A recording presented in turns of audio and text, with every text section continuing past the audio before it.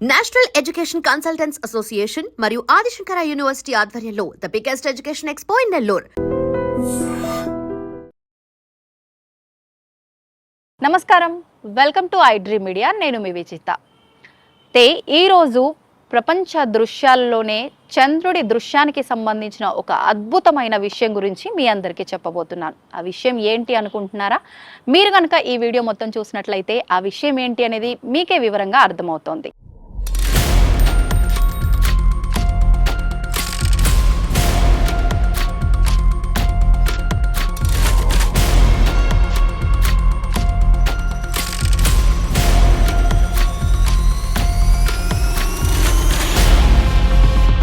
ఈరోజు ప్రపంచంలోనే అత్యంత అరుదైన చంద్ర దృశ్యం ఏదైనా ఉంది అని అంటే ఆ దృశ్యాన్ని మనందరం కూడా చూడబోతున్నాం.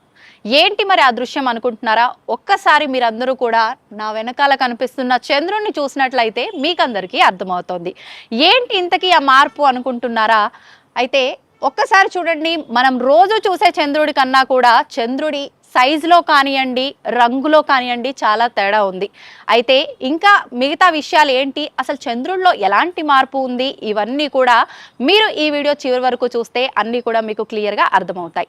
అయితే ఈరోజు చూస్తున్న ఈ చంద్రుడిని మళ్ళీ మనం చూడాలి అని అంటే 2042 వరకు వేచి చూడాల్సిందే.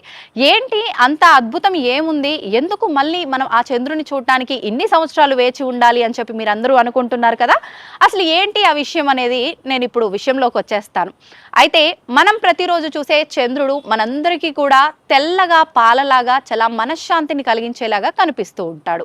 కానీ ఈరోజు మీరు చూస్తున్నట్లయితే చంద్రుడు మనకి ఎరుపు రంగులో, ఎరుపు వర్ణంలో అంటే రక్తం కలర్లో మనకు కనిపిస్తూ ఉన్నాడు. మరి ఎందుకు చంద్రుడు ఇంత ఉగ్రంగా, ఇంత ఎర్రగా కనిపిస్తున్నాడు అని అనుకుంటున్నారా? మామూలుగా మనందరికీ తెలిసింది సూర్యుడు చాలా ఎర్రగా అలా నిండుగా వెలుగుతున్న అగ్నిగోళంలా కనిపిస్తాడు. చంద్రుడు మాత్రం చాలా తెల్లగా శాంతంగా కనిపిస్తాడు. మరి ఈ రోజు ఏంటి ఇలా ఉల్టా అయింది అనుకుంటున్నారా? ఇదంతా కూడా మనకు నేను చెప్పినట్టుగా కొన్ని సంవత్సరాల తర్వాత ఇది వచ్చింది. మళ్ళీ మనం 2042లోనే ఈ విషయాన్ని అంతా కూడా, ఈ అద్భుతాన్ని అంతా కూడా చూడగలుగుతాం. అయితే అసలు ఏంటి కారణం, ఎందుకు చంద్రుడు ఇలా సూర్యుని వలె ఎరుపు రంగులో ఉన్నాడు, రక్తం మాదిరిగా? దాని విషయంలోకి వద్దాం. అయితే భూమికి, చంద్రుడికి, సూర్యుడికి సంబంధించిన ఈ కక్షలు ఏదైతే ఉన్నాయో, ఈ కక్షలకు సంబంధించిన విధానం కనుక మనం చూసుకుంటే చంద్రుడు ఉదయించే పద్ధతి ఈ రోజున ప్రస్తుతం భూమికి చాలా దూరంలో ఉదయించడం జరిగింది. దూరంగా ఉదయించినప్పుడు సాధారణంగా మనందరి కంటికి కూడా చంద్రుడు చాలా చిన్న సైజులో కనిపించాలి.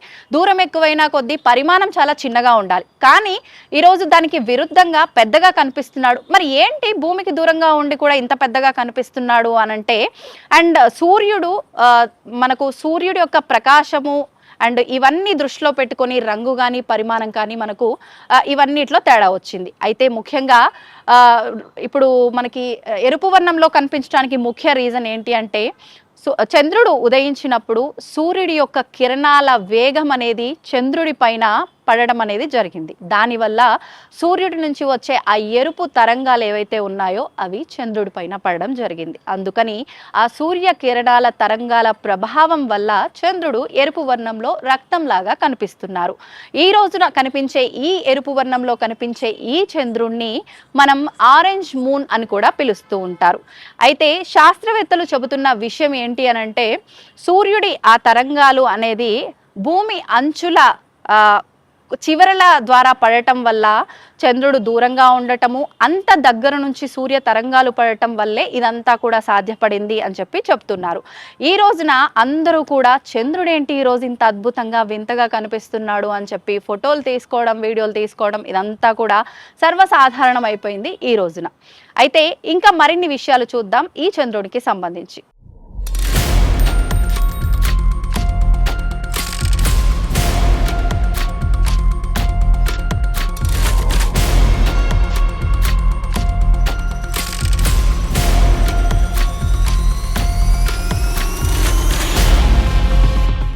ఇప్పటి వరకు మనం ఈ చంద్రుడు ఇంత అద్భుతంగా ఎందుకు ఇలా వింతైన రూపంలో మనకు దర్శనం ఇచ్చాడో మాట్లాడుకున్నాం. అందులోని 3 ముఖ్యమైన విషయాలు మరొకసారి మీ అందరికీ వివరిస్తాను.